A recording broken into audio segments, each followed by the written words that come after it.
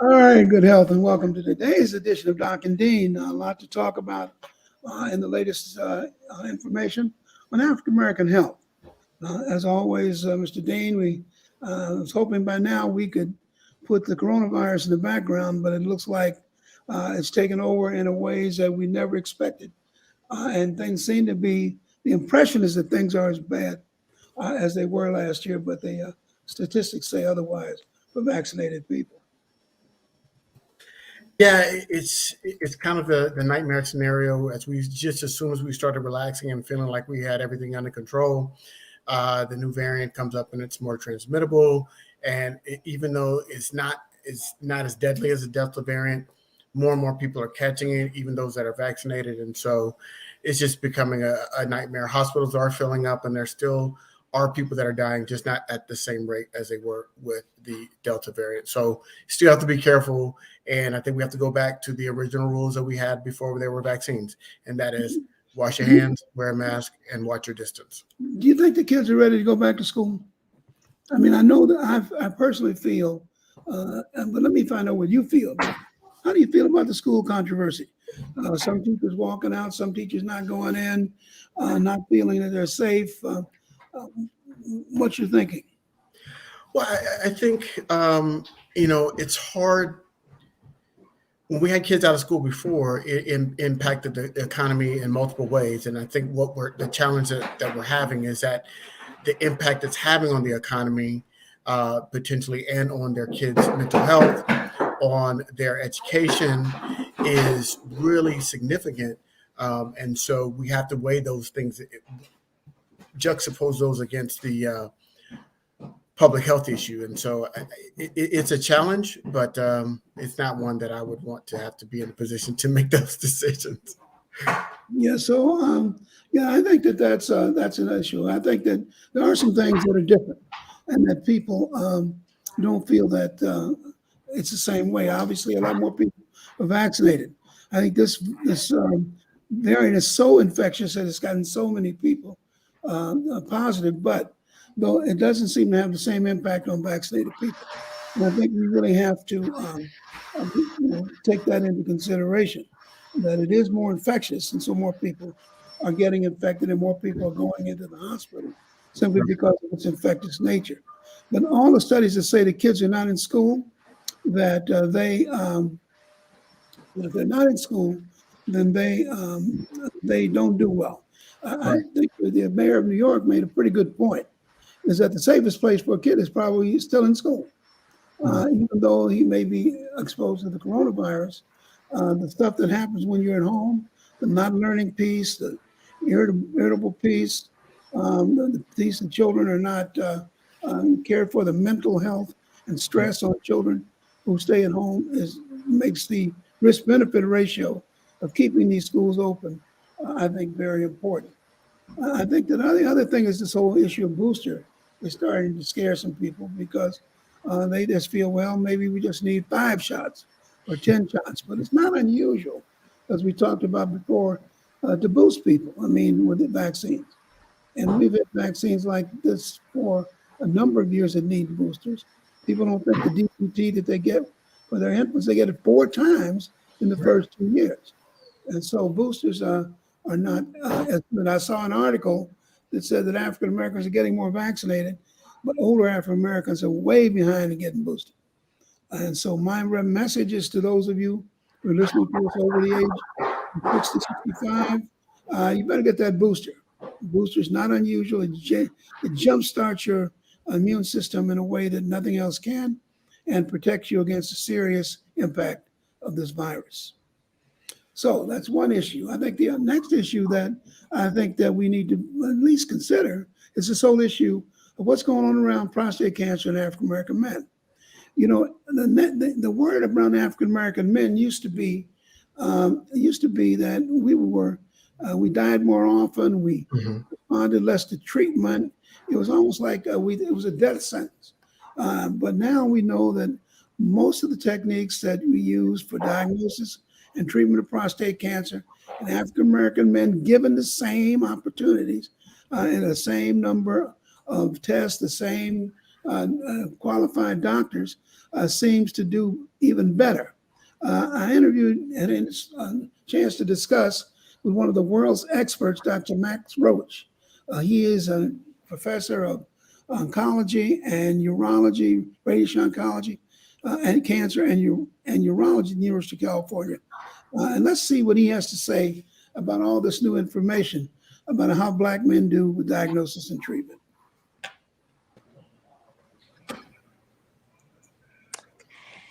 So, Michael, Yeah. Dr. Lenore, Yes, sir. you hearing me well? I'm hearing you beautifully. Okay, good. All right. So, let me start with my first question. My first question to you, Dr. Roach, is that it seems like in the literature over the last few months, maybe the last couple of years, that there is an impression that Black men do better with prostate cancer if all things are even. Let me just say this again. It seems like from the literature that much of the information suggests that Black men with prostate cancer do better than white men, all things being even, especially in the area of radiation. Yeah, 20 years ago, all the literature said prostate cancer is inherently more aggressive in Black men. And I was right, actually, it's 30 years ago. And I was writing papers saying, no, it's not, no, it's not, no, it's not. And I was describing the literature that said, that the results were the same for both. I think the most important thing is not to focus on race, is to focus on quality of care. And so you do see some studies recently that suggest that African-American men do better, especially with radiation. We've actually published a paper recently that suggests that. But the differences are very small. And the differences could be explained by some type of selection bias, like which kind of Black men tend to go in studies and participate in clinical trials. I think the bigger problem for African American men is trying to understand why prostate cancer is more common in African American men. That is the single most important thing that we need to focus on. We have established long ago that if Black men get the same quality of care, that we have the same outcomes. And so I would argue that our outcomes are similar. Some studies may say we do a little bit better. Some studies may say we do a little bit worse. I wouldn't quibble about that. I think the more important thing is quality of care is important. Frequently, we don't get good quality care. Frequently, if there's an operation performed, it's performed by the resident. The radiation results are interesting because Black men more frequently prefer radiation. And that's partly because surgery is associated with a higher risk of incontinence. Surgery is associated with a higher risk of erectile dysfunction, that is sexual dysfunction. And the quality of life is better generally with radiation than with surgery. So it's not surprising that Black men, when presented with that type of information, say, if I have a choice and I can be cured of prostate cancer without losing my sexual function, I'm going to be biased toward wanting to have radiation. And so my take-home message to Black men is that we do at least as well as everybody else. And we have to be very careful about what we decide in terms of what kind of treatment we want, and to ensure that Black people get good quality care. While I have an opportunity, I'm going to take advantage of your knowledge. When I pulled up Black men and prostate cancer, there were a couple of things that come up first that seem to always come up.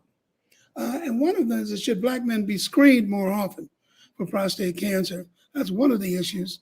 And what types of screening do you recommend? Is the digital rectal still part of the process? I don't think the real key is frequency. I think the first question is, at what age should you start? Okay. And then I think that, so the American Cancer Society recommends that you start screening in general at age 50. And then if you have a family history or some risk factor, you go down to 45. And then if you have, and being Black is a risk factor.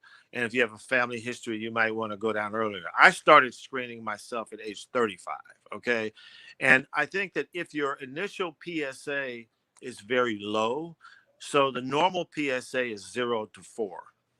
But if you're a youngish man, 45, 50, in that ballpark, and your PSA is more than about 2.5, you need to be watched more carefully.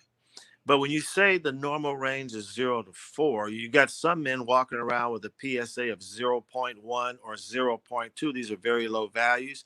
If you have a very low value, you probably don't need to be screened as frequently. So in the past, we used to talk about screening people every year. And I think that if you have a very low PSA, you don't need to be screened every year. You can be screened every 2 years, every 3 years, or whatever, depending upon your age and the circumstances. And I think the other big problem that we have is that the American Cancer Society and some other societies recommend that before you screen, you should discuss the risk and benefits of treatment. And I totally disagree with that. I don't think that a primary care doctor understands the risk and benefits of treatment. And I think that even an expert like myself, you don't understand the risk and benefits of treatment unless you know whether the person has low risk prostate cancer, intermediate risk prostate cancer, or high risk prostate cancer. Yeah, can I ask another question? Has the MRI replaced the biopsy? No. The MRI, I mean, when you talk about a test, so when you screen people in the population, if you screen 100 men, 95 men will have a normal PSA. So you don't want to take a $2,000 or $3,000 or $4,000 test and start doing it on people instead of a biopsy or instead of a PSA either. If you have a PSA that's very high, Right. then And that's what I'm talking about. was that? And that's what I'm talking about. Okay, so if you have a high PSA, so let me put it to you this way. I was on a panel at the National Cancer Institute made up of experts. These are urologists and radiation oncologists who do prostate cancer stuff. And they were asked, what would you do if it was you? You have an elevated PSA. And everybody said, I would get an MRI first and then do the biopsy. Right. On the other hand, the problem is that the insurance companies and places like Kaiser are not going to allow you to get an MRI in most cases before you've had a biopsy. But So is that right? Is that the way to do it optimally? Well, in the ideal world, before a youngish man gets a biopsy, it would be desirable to get an MRI for a couple of reasons. One, after the biopsy, it compromises the imaging of on the MRI. The MRI, sometimes it won't show it. There'll be hemorrhage from the biopsy, so you can get artifacts. That's number one. Number two, sometimes the cancer is located in an unusual place in the prostate. So when you do a prostate biopsy, you sample about 1% of the prostate. So you could take a man that has an elevated PSA, you can do a biopsy, and the biopsy comes back negative. You say, don't worry, you don't have cancer. On the other hand, if you did an MRI first and the MRI shows, oh, the cancer is in the front of the prostate instead of in the back of the prostate where it normally is, then you're less likely to miss the cancer. So there are studies where they've taken patients and done regular biopsies without MRI or biopsies preceded by MRIs. And if you do the MRI, and especially if you do an MRI fusion biopsy, you're less likely to find insignificant disease and more likely to find significant disease. You know what's interesting though is that most of my friends who had, we didn't come along we came along too late to get spared the digital rectal and these repeated biopsies. I think many more men, would be engaged in their prostate cancer diagnosis if you didn't have to do so many biopsies just to validate an existing PSA. And if the MRI does that, I would say that this may be a big step. You got to bring the price down, though. I mean, I think part of the problem is our healthcare system. Right. In other countries, it's less expensive, and the problem is that if you have a test that costs $3,000-$4,000 to do, right, you don't want to keep doing. There's pushback from insurance companies, so we need to make the MRIs less expensive, and that can be done. Another question is, are we throwing out the digital rectal? Is that gone? Well, during the pandemic, it has gone because most of the patients I see in consultation for prostate cancer, I do a Zoom consult rather than seeing them in person. And so I can't do a digital exam. And if they've had an MRI, many of them have had MRI and biopsy, then the digital exam isn't going to add a lot because the MRI shows the anatomy better than my digital exam. It can show it. So it's sort of during this pandemic, it's really changed the way that people practice medicine. Yeah, I would share with them. You know, I haven't met anybody who likes a digital exam yet. And I see a lot of patients, even in San Francisco. I don't see anybody that wants a digital exam. Well, you know, it could be a screening study if you like it.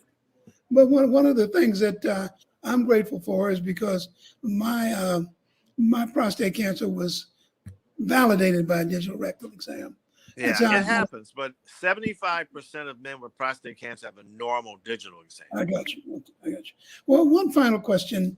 When we talk about options, obviously there are surgical, radiation options, all kinds of options. Is it less important or is it more dangerous for African American men to get active surveillance?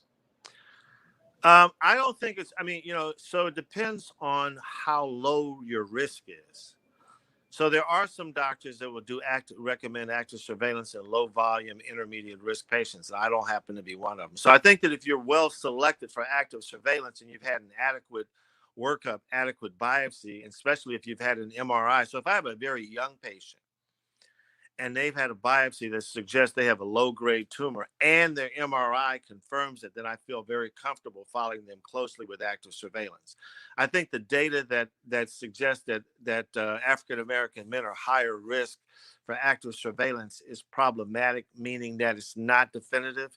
And I think that African-American men are still candidates for active surveillance, just like everybody else. So to kind of conclude our discussion, you're saying to me, and I think African American men can take some consolation in the fact that no matter what the situation, all things being equal, we do just as well in treatment as everybody else. Absolutely, no doubt, no question. And the study that you're alluding to that says Black men do better, I'm okay with that. Okay, don't get me wrong. Really, okay? Yeah. We need to do better. We need to do better in something else besides the NBA and stuff like that. Right. Yeah. Right. So I agree. All right. Well, thank you, Dr. Roach, for taking time out in your busy schedule to let our audience on Doc and Dean know what one of the world's experts, I mean, not the world's Black experts, one of the world's experts in this area thinks about what's going on. Well, thank you. Thank you for allowing me to be involved. All right. Take care. Okay. Yeah, we're going to have to keep up with this prostate cancer thing. Yeah. Things are moving so fast. I think just to kind of conclude that discussion, most of my friends who had high PSAs or suspicious PSAs, that biopsy was a deal breaker. I mean, because it was painful, you bled. And eventually, I think the MRI will take over where the biopsy used to. Because they do these biopsies and they hit a lot of negative areas.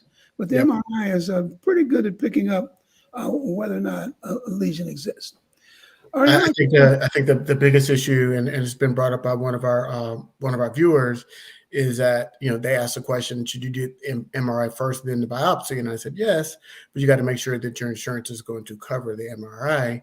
Right. And they bring up a good point that the MRI is more about efficiency. The insurance companies are more about efficiency than they are about getting it right. And they would rather not pay for an MRI, especially if it comes back negative, because that means they just paid for a multi-$1,000 treatment. But it's safer for you. You got to get a biopsy to stage the cancer. But too many times the biopsies are in the wrong area. Mm-hmm. You have several of them. You don't find cancer until it's too large. I think eventually when the MRIs do come down, or when there are other, every year there's a new technique that people are developing that will do something similar. I think that's where most of that. But to summarize, you still need to be screened. Mm-hmm. Suspicious PSAs need to be investigated. And once you get a diagnosis, there are several options that you have to talk about for treatment, all the way from active surveillance through surgery. But I think radiation has probably stepped up to the plate a lot more effectively than other things. Absolutely. So let's move on, I think, very quickly. This week, Mr. Dean, I did an interview with Dr. Mark Mitchell. Dr. Mitchell is one of the most important African Americans in the whole environmental movement. What I got from him was a lot of really good information. But what stunned me about this was that African Americans don't seem that interested in environmental change and climate change. They see that as somebody else's problem. I'd like to play that first clip from from Dr. Mark Mitchell, explaining why we should be involved. No, and in fact, people aren't aware of all of the facilities that are located in their neighborhoods. I give something that we call environmental justice tours or toxic tours of our city. And I give it to some of the people who live here near these facilities, and they don't realize that there's so many facilities. So, for example, we have a trash incinerator which serves more than 50 towns. More than 50 towns bring their trash to Hartford to burn. We have recycling facilities where, again, 50 towns bring their recyclables here to be packaged and shipped elsewhere. We have medical waste facilities. We have a number of other types of major regional facilities. And so we have more than 600 trucks bringing waste and recycling into the city of Hartford every day. And so we're exposed to those fumes, the diesel fumes from that. And it's not unusual. People are exposed to a number of different exposures, and our health suffers because of it. Yeah, and and the other thing that he talked about is that that big house you have in Atlanta. A lot of people in Atlanta got big houses. Here in California, our houses tend to be more moderate. You can't say that to me. I've been to your house. But you got to move on from that line. In any event, so he did have something to say that may interest African Americans who don't think they're involved in the environmental movement. Let's look at that second statement he makes. Hazards are placed in low-income communities, but in communities of color of every income. So wealthy Blacks are exposed to more environmental hazards than wealthy or middle-income whites. So you mean that 5,000 square foot house that you just bought to get out of the? Yes, it's more likely to be in a flood zone. You're more likely to have mold. You're more likely to be near a highway. Yeah. So Mr. Dean, I know Atlanta got a lot of big houses, and there are people across the country. I think the point from this is that it disappoints me that we're not more involved as African Americans in the whole climate change movement.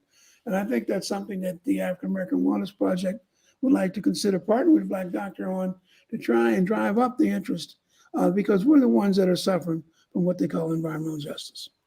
Yeah, I think we have to just make sure that I think we have to give people a reason to care, because, quite frankly, we know that we're kind of pinned into these areas where there's a lot of construction, industrial, and poor environments, basically, especially in our major urban areas. And so, why should we be concerned about that? And that's the question. And that's the question that we need to be answered, and that needs to be answered.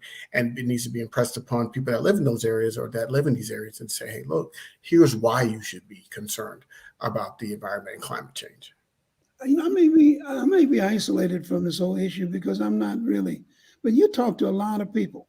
Do you sense, as I'm saying, maybe appropriately or inappropriately, that African Americans are not engaged in climate change and environmental justice as much as they should be?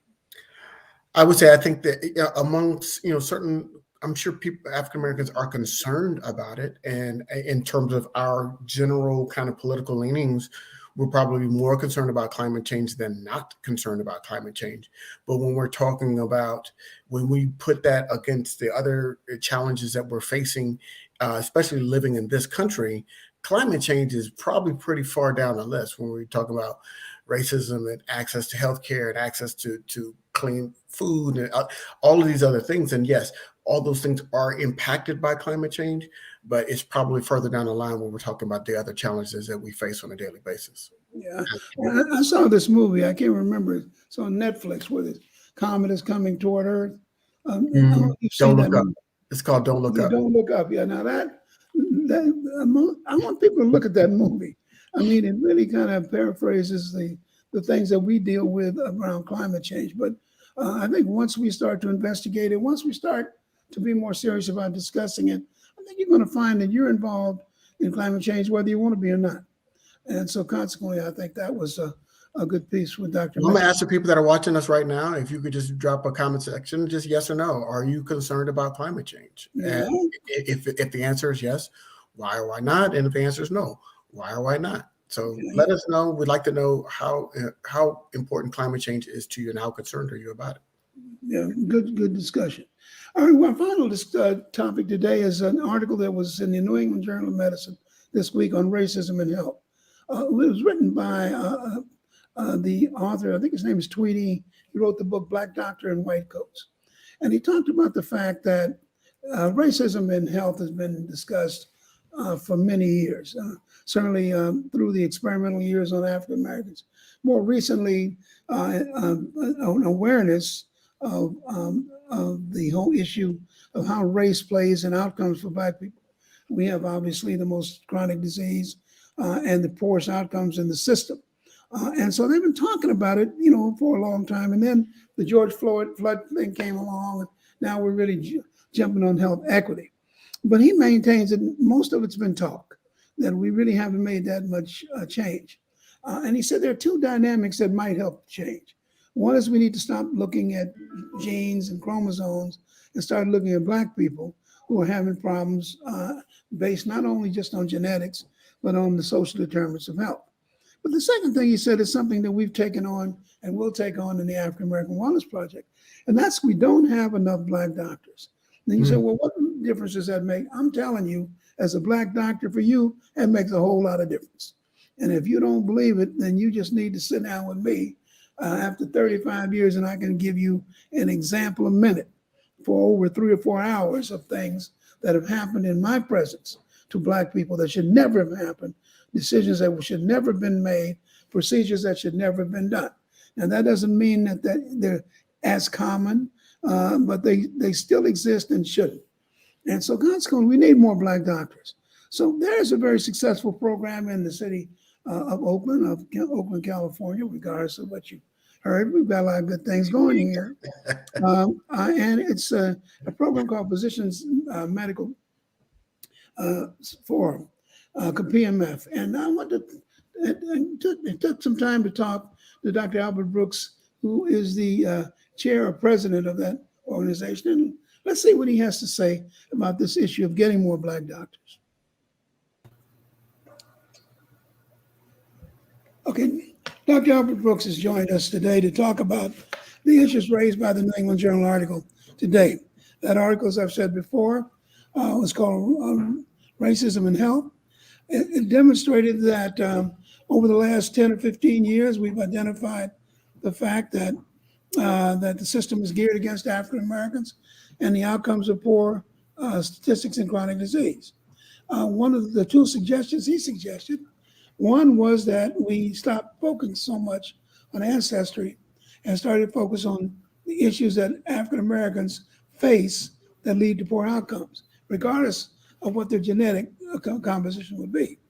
The other, and I think this has been an ongoing problem for a very long time, and that is the fact that we need more Black doctors. And so the question is, so you want to be a doctor? What's the problem? To talk to us about that is Dr. Albert Brooks. Dr. Brooks is the president of the Physician Medical Forum in Oakland, California. And they have, as part of their mission, to try and increase the numbers of African Americans who are going into medical school, and they have some unique programs to deal with that. Dr. Brooks, Welcome to our program. Thank you, Dr. Lenore.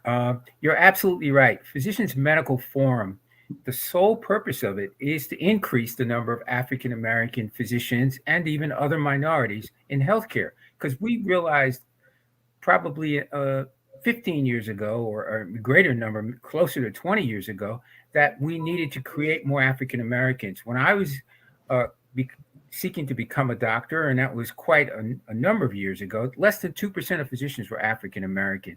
And even the best statistics that you see right now it's in the 5 to 7%, and dropping. So I think we need obviously a program like Physicians Medical Forum. We're not for profit.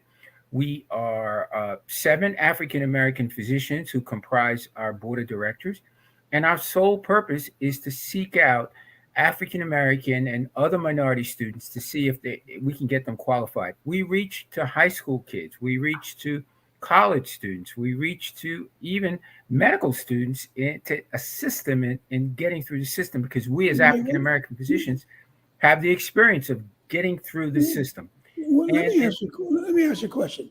Why have we done so poorly? I mean, obviously, medicine is a more difficult situation now, and more expensive to do it.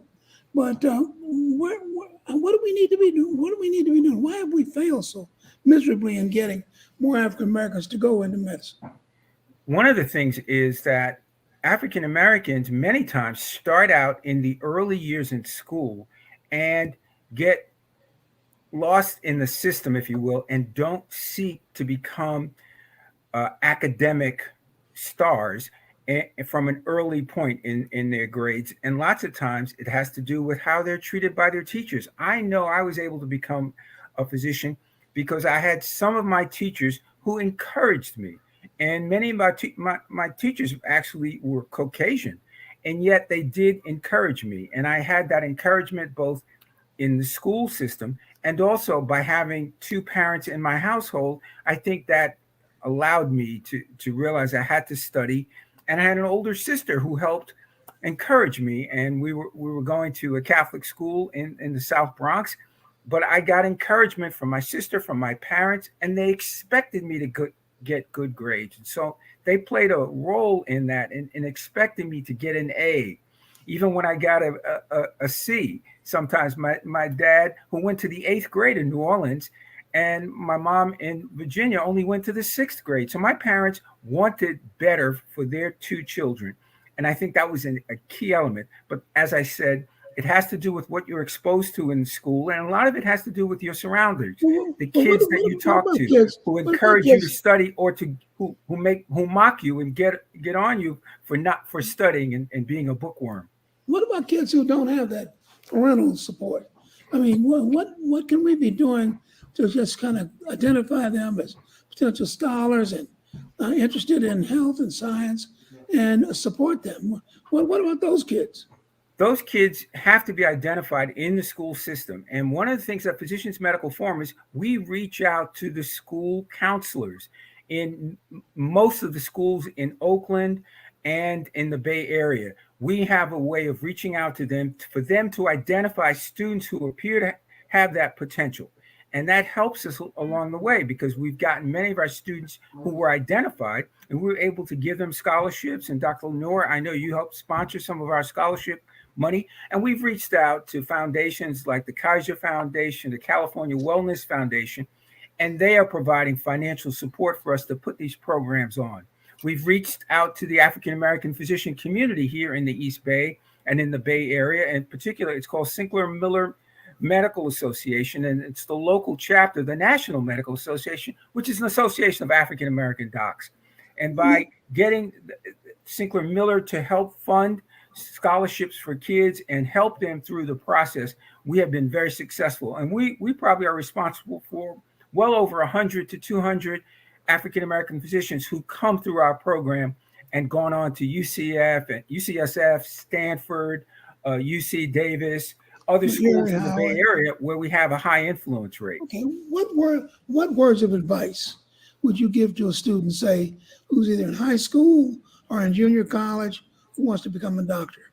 Well, it seems like the barriers are just so impressive that it discourages students from doing it. What would you say to them? How would you suggest they get the kind of support that they need to kind of make it through? One of the ways is to reach out in your school system to counselors, to the guidance counselor at your school. And usually and you can reach out as a student to them, or your parents can reach out, and they can help get you in the right path. And now, because of the world we live in, I have to say pmfmd.com, pmfmd.com. Please go to our website. You will see many of these students who have been very successful, and many of them work with us, and they are willing to contact potential students who want to become doctors and go to medical school. So if you contact pmfmd.com, we can begin to show you the steps. We actually start you off in making sure you major or do well in getting your grades in high school, and how to approach the student counselor. We teach you how to go for your interviews, how to conduct yourself, how to dress, how to have the hair that day. Maybe you don't want to have all the braids, and you might want to tie them in the back and present yourself in a certain way. We think that there's a myriad of things that you have to bring when you go to those kinds of interviews, and you want to bring confidence, and we teach you how to illustrate confidence in how you speak. And you have to, use the things that we can provide you. And we actually have a CD on how to become a doctor, and we can provide you those CDs or an access to how to become a physician. And what is that website address again? pmfmd.com.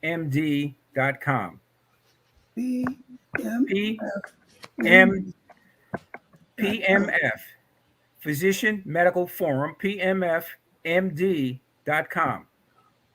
All right, so pmfmd.com. Dr. Brooks, thank you for taking some time. We're going to do a lot more of these programs specifically focused on how to get African American students who are interested and talented in the medical school. We appreciate your time. Okay, so any comment you want to make on that, Mr. Dean? No, it's interesting. I was just having this discussion earlier today with another doctor I was speaking with, and we had that discussion. And one of the things I mentioned to her was when I do eventually retire at some point, one of the things I wanted to do, even in retirement, is to help develop and make more Black doctors, because I think that is a very important endeavor. So there's already organizations out there, so I can just kind of, instead of trying to start something new and reinvent the wheel, maybe I just get involved with organizations like pmfmd.com and other organizations to help create a new generation of Black doctors. Okay, well, I only have one more sentence. Health is your biggest asset. So protected. We went a little over today, but hopefully you got enough information about some of the things we talked about. Certainly the issue of schools and COVID is an important issue. Also, the whole issue of Black men and prostate cancer we need to follow closely. Let's get more people involved in the environmental movement, and let's get more Black doctors, men and women. And remember, health is your biggest asset, so protect it.